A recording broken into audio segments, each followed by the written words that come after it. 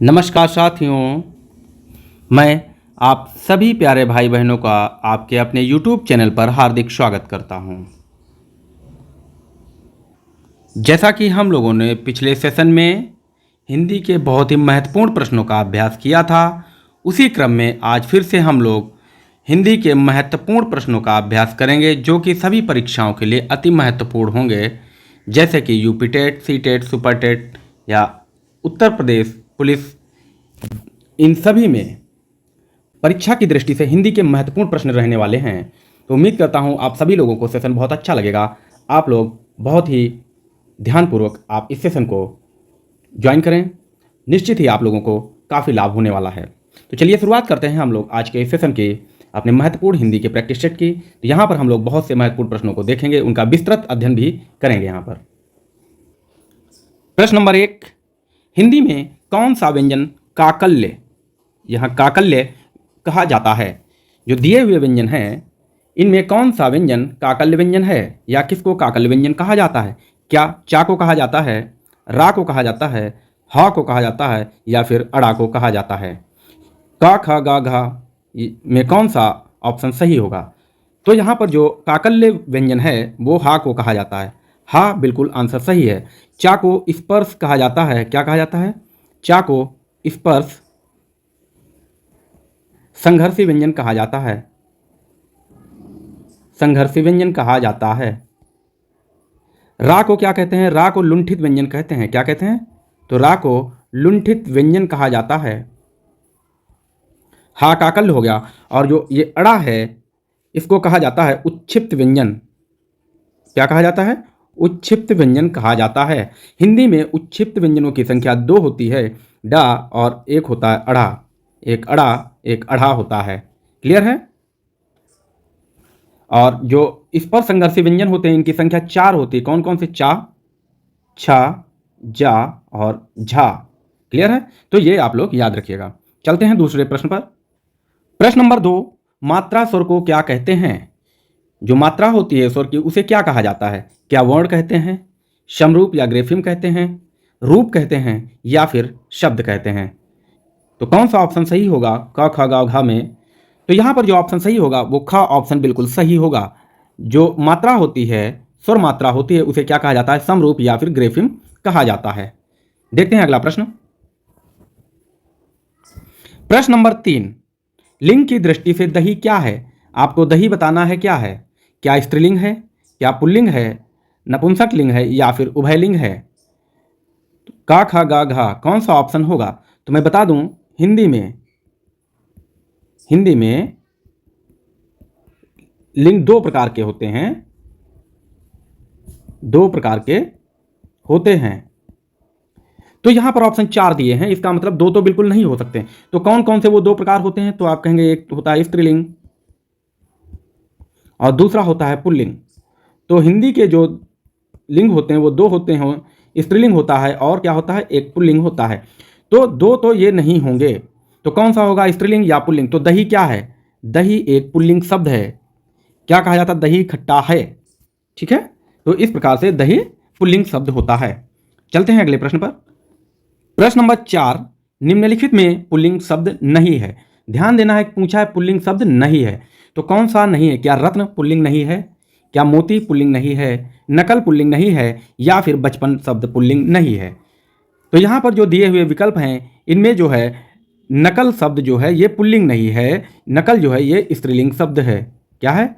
स्त्रीलिंग शब्द है, बाकी सभी पुल्लिंग शब्द हैं। तो यहाँ पर जो ऑप्शन होगा वो गा सही होगा। प्रश्न नंबर 5, दाता शब्द का स्त्रीलिंग शब्द क्या है? जो दाता शब्द है इसका स्त्रीलिंग क्या होगा? क्या दाती होगा, क्या दात्री होगा, दात्री होगा या फिर धात्री होगा? क्या होगा यहाँ पर? तो जो दाता शब्द का स्त्रीलिंग शब्द होता है वो होता है दात्री। क्या होता है? दात्री। ऑप्शन नंबर गा बिल्कुल सही है। प्रश्न नंबर 6 में कहा गया है तपस्वी का स्त्रीलिंग होगा। हमें तपस्वी का स्त्रीलिंग शब्द बताना है। क्या तपस्विनी होगा, तपसी होगा, तापसी होगा या फिर तपस्या होगा? कौन सा इसमें शब्द होगा? तो यहाँ पर जो है तपस्वी शब्द का जो स्त्रीलिंग होगा वो हो जाएगा तपस्विनी हो जाएगा। क्या हो जाएगा? तपस्विनी हो जाएगा। क्लियर है? चलते हैं अगले प्रश्न पर। प्रश्न नंबर 7, उच्चारण का संधि विच्छेद होगा। तो यहां पर जो शब्द दिया है वो उच्चारण दिया है, इसका हमसे संधि विच्छेद पूछा गया है। क्या उच्च धन आरण होगा, उतः धन चारण होगा, उत धन चारण होगा, या फिर उचः धन चारण होगा? कौन सा यहां पर ऑप्शन सही होगा? तो जो उच्चारण शब्द का जो संधि विच्छेद होगा तो क्या होगा? उच्चारण। उच्चारण का संधि विच्छेद होगा उत, क्या होगा? उत धन चारण होगा।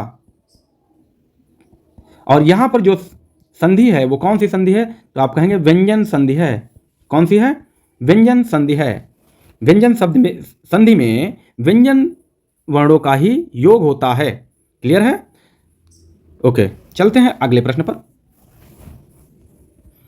प्रश्न नंबर 8, संन्यास शब्द में कौन सा उपसर्ग है? पूछा है, उपसर्ग पूछा है, और शब्द कौन सा है? संन्यास। तो संन्यास में कौन सा उपसर्ग होगा? क्या सम होगा, शन होगा, या फिर यास होगा? तो कौन सा यहां पर उपसर्ग होगा? तो जो उपसर्ग होते हैं, उपसर्ग क्या होते हैं? उपसर्ग वे शब्दांश होते हैं, वे शब्दांश होते हैं जो किसी मूल शब्द के पहले लगाए जाते हैं, पहले जोड़े जाते हैं, यानी कि शब्द के आगे। पहले का मतलब आगे। अब यहाँ पर जो होगा वो हो जाएगा सम उपसर्ग होगा। क्या हो जाएगा? सम उपसर्ग हो जाएगा यहाँ पर। क्लियर है? उम्मीद करता हूँ आपको बात समझ में आ रही होगी। यहाँ जो है सम उपसर्ग होगा, ये उपसर्ग प्लस जो इसका मूल शब्द है वो है आश। क्या है? आस। और जब इसका संधि हो जाएगा तो ये हो जाएगा संन्यास। क्लियर है? प्रश्न नंबर 9, निर्गुण शब्द में उपसर्ग है। तो यहां पर जो निर्गुण है इसमें कौन सा उपसर्ग लगा हुआ है? क्या नी उपसर्ग लगा है, नी लगा है, निर उपसर्ग है, या फिर निर्गु उपसर्ग है? तो अभी मैं बता चुका हूं कि जो उपसर्ग होते हैं वे शब्दांश, ऐसे शब्दांश होते हैं जो किसी मूल शब्द के पहले लगाया जाता है। तो यहाँ पर जो शब्द है वो मूल शब्द है और इसके पहले क्या जोड़ दिया जाए? तो आप कहेंगे कि निर जोड़ दिया जाए तो ये हो जाएगा निर्गुण। क्लियर है? तो ये निर्गुण हो जाएगा। ओके, उम्मीद करता हूँ आप लोगों को बेहतर समझ में आ रहा होगा। प्रश्न नंबर 10, प्रश्न नंबर 10 में पूछा गया है संज्ञा का भेद नहीं है। यहाँ पर संज्ञा का भेद नहीं पूछा गया है। तो कौन सा संज्ञा का भेद नहीं है? क्या व्यक्तिवाचक नहीं है, जातिवाचक नहीं है, निजवाचक नहीं है, या फिर भाववाचक नहीं है? का, ख, ग, घ में कौन सा उत्तर सही होगा? तो हम लोग देखें संज्ञा। हम लोग जब संज्ञा देखेंगे तो संज्ञा के 5 भेद होते हैं। तो 5 भेद कौन कौन से होते हैं? तो आप देखेंगे एक होता है व्यक्तिवाचक संज्ञा। क्या होता है? व्यक्तिवाचक संज्ञा होता है। दूसरा जो भेद होता है वो जातिवाचक संज्ञा होता है, जातिवाचक संज्ञा। तीसरे में जो होगा वो हो जाएगा आपका भाववाचक संज्ञा, भाववाचक संज्ञा। चौथा जो है वो आपका हो जाएगा समूहवाचक संज्ञा, समूहवाचक संज्ञा।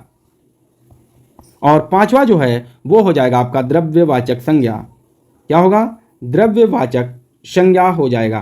तो संज्ञा के कुल 5 भेद होते हैं। कितने भाई? तो ये भी पूछा जा सकता है। संज्ञा के कुल 5 भेद होते हैं, मुख्यतः 3 होते हैं, मुख्यतः 3 होते हैं। तो यहाँ पर जो हमसे पूछा गया है कि भेद नहीं है, तो देखो व्यक्तिवाचक संज्ञा का भेद है, जातिवाचक संज्ञा का भेद है, और भाववाचक भी संज्ञा का भेद है, निजवाचक संज्ञा का भेद नहीं है। तो ऑप्शन यहाँ पर गा बिल्कुल सही हो जाएगा। जो उत्तर है वो निजवाचक संज्ञा, जो निजवाचक शब्द है ये संज्ञा का भेद नहीं होता है।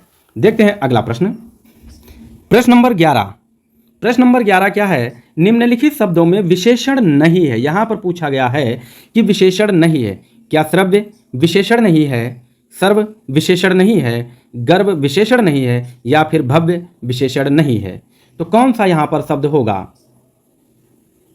तो यहाँ जो हो जाएगा वो देखेंगे हम लोग कि श्रव्य जो है वो क्या है? विशेषण है। श्रव्य क्या है? विशेषण है।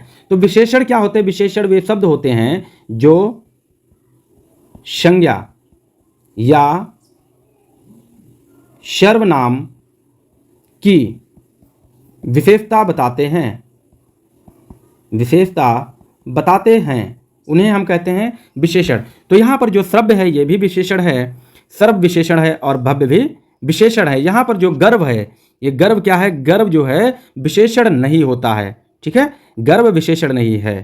क्लियर है? प्रश्न नंबर 12, कौन सा शब्द अव्यय नहीं है? यहां पर भी पूछा गया है कि अव्यय नहीं है। तो अव्यय क्या होते हैं? अव्यय वे शब्द होते हैं, वे शब्द होते हैं जो लिंग, वचन या काल, यानी कि काल या समय के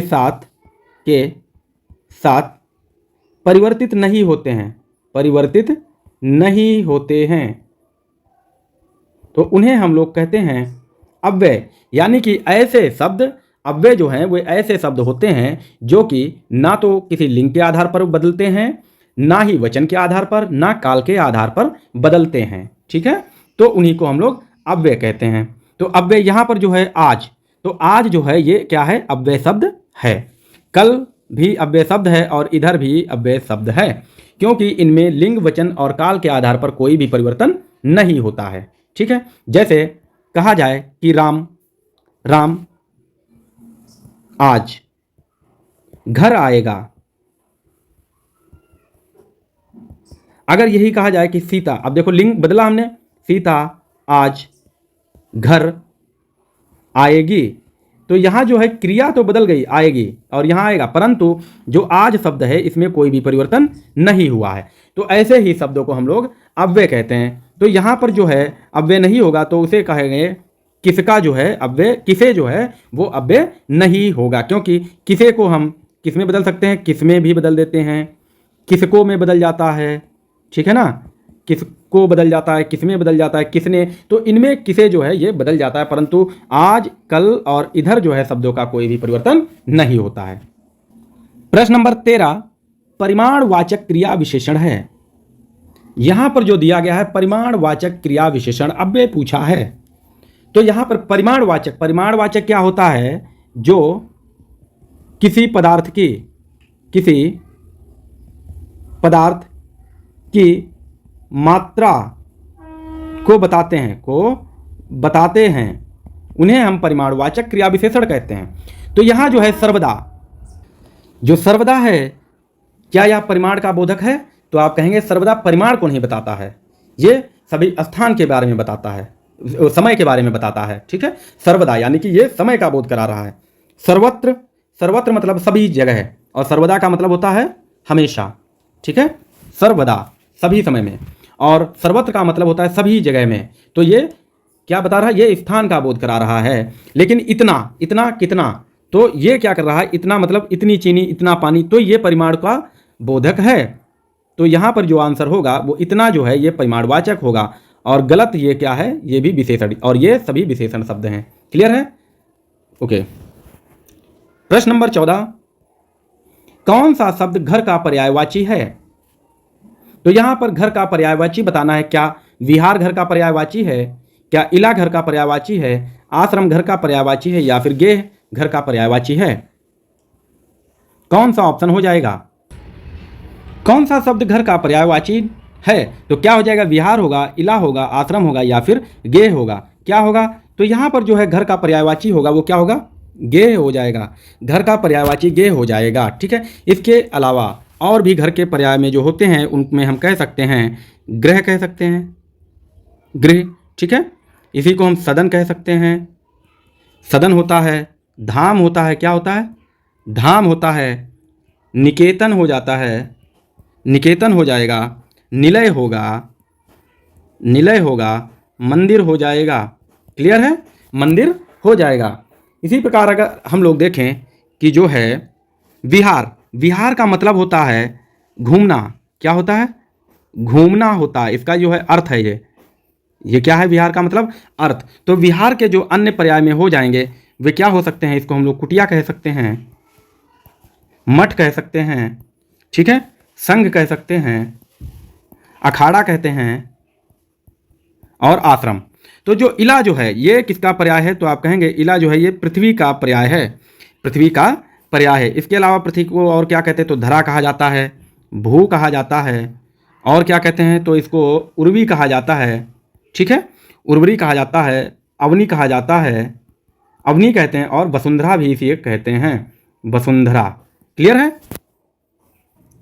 प्रश्न नंबर 15, दुर्गा का पर्यायवाची है। तो यहाँ पर दुर्गा का पर्यायवाची क्या होगा, क्या भारती होगा, देवपगा होगा, अर्कजा होगा, या फिर ज्योत्सना हो जाएगा। तो क्या क्या हो जाएंगे दुर्गा के पर्यायवाची। तो यहाँ जो दुर्गा का पर्यायवाची होगा वो हो जाएगा भारती। क्या होगा, दुर्गा का पर्यायवाची भारती होगा। क्लियर है। और इसके अन्य पर्यायवाचियों में क्या क्या होंगे, तो आप कहेंगे भवानी। क्या होगा, भवानी होता है, कल्याणी होता है, चंडी होता है। क्या होगा, चंडी होता है, सुभद्रा होता है। अन्य जो पर्यायवाची हैं जैसे देवपगा किसका है, तो देवपगा जो है गंगा का पर्याय है। अर्कजा ये यमुना का है, किसका है, यमुना। और ज्योत्सना है ये चांदनी का पर्याय है। क्लियर है। यहाँ मिस्टेक मुझे लग रही है कि भारती जो है ये सरस्वती का पर्याय होता है। ठीक है, तो यहाँ ये ऑप्शन जो है सही नहीं है।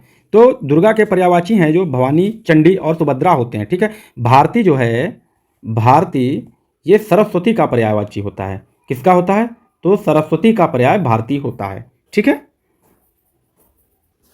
प्रश्न नंबर 16, अपसरण का विलोम बताइए। तो अपसरण का विलोम क्या होगा, क्या अभिसरण होगा, अवसरण होगा, सरण होगा, या उपसरण होगा। तो यहाँ पर जो ऑप्शन होगा वो अपसरण का विलोम अभिसरण होगा। क्या होगा, अभिसरण होगा। ऑप्शन नंबर का बिल्कुल सही है।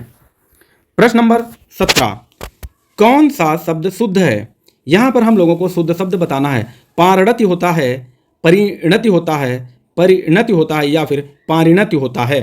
तो कौन सा ऑप्शन होगा, का, खा, गा और घा में। तो यहाँ पर जो ऑप्शन होगा वो बिल्कुल गा सही हो जाएगा।